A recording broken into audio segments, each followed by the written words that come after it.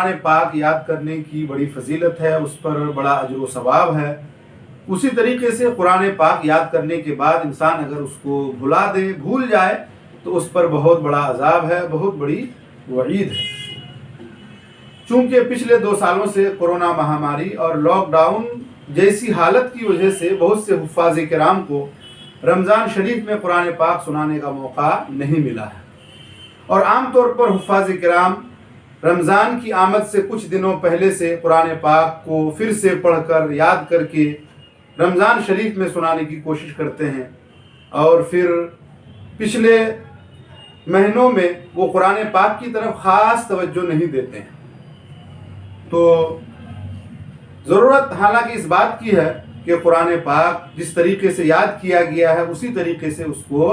اپنے سینے میں محفوظ رکھا جائے، ورنہ قرآن پاک یاد کرنے کے بعد انسان اگر بھول جاتا ہے تو وہ بہت بڑے عذاب میں مبتلا ہو سکتا ہے۔ چنانچہ اس سلسلے میں ایک حدیث پاک ابو داود کی روایت ہے، اللہ کے نبی صلی اللہ علیہ وسلم نے ارشاد فرمایا، ما من امرئ یقرأ القرآن ثم ینساہ الا لقی اللہ عز وجل اجزم، یعنی جو انسان قرآن پاک یاد کرنے کے بعد بھول جائے گا، جب اللہ سے وہ ملے گا تو وہ کوڑھ کی بیماری میں مبتلا ہوگا، یعنی وہ انسان کوڑھی بن کر اٹھے گا اور اللہ سے ملاقات کرے گا۔ ظاہر ہے کہ یہ کوڑھ کی بیماری جو ہے ایک بہت بڑی بیماری ہے، دور بھاگنے کی کوشش کرتا ہے، تو یہ عذاب و وعید اس شخص کے لیے ہے جو قرآن پڑھ کر بھول جائے۔ اسی طریقے سے ایک حدیث پاک اللہ کے نبی صلی اللہ علیہ وسلم نے ارشاد فرمایا، عرضت علی اجور امتی حتی القضاۃ یخرجها الرجل من المسجد، میری امت کے اعمال مجھ پر پیش کیے گئے، یہاں تک کہ میری امت کے اس فرد کا عمل جو مسجد سے ایک کوڑا کو نکال کر باہر پھینکتا ہے تو اس پر وہ کس اجر و ثواب کا حقدار ہوتا ہے،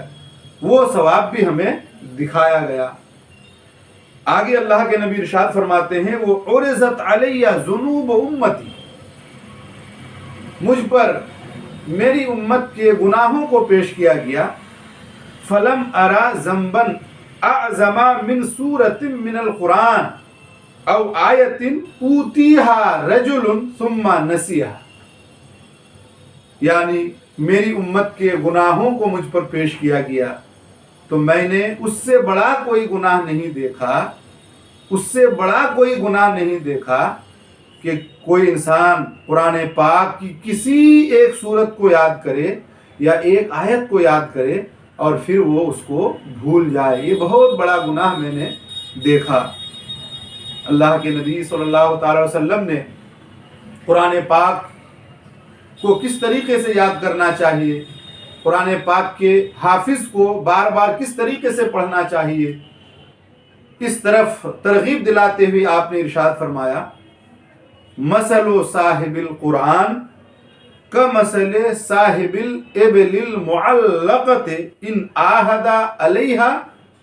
امسکہا وان اطلقہا ذہب، صاحب قرآن یعنی حافظ قرآن یا قرآن کی چند سورتوں کو، چند آیتوں کو یاد کرنے والے کی مثال اس بندھی ہوئی اونٹنی کے مالک کی طرح ہے کہ اگر وہ اس کو روک کر رکھتا ہے،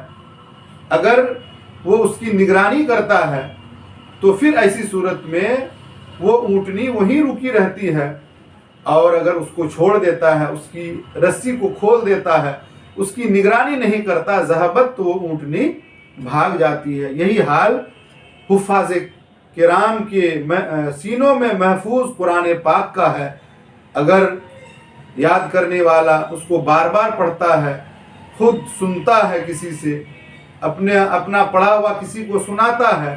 تو پھر وہ قرآن اس کے سینوں میں محفوظ رہتا ہے۔ اور اگر پھر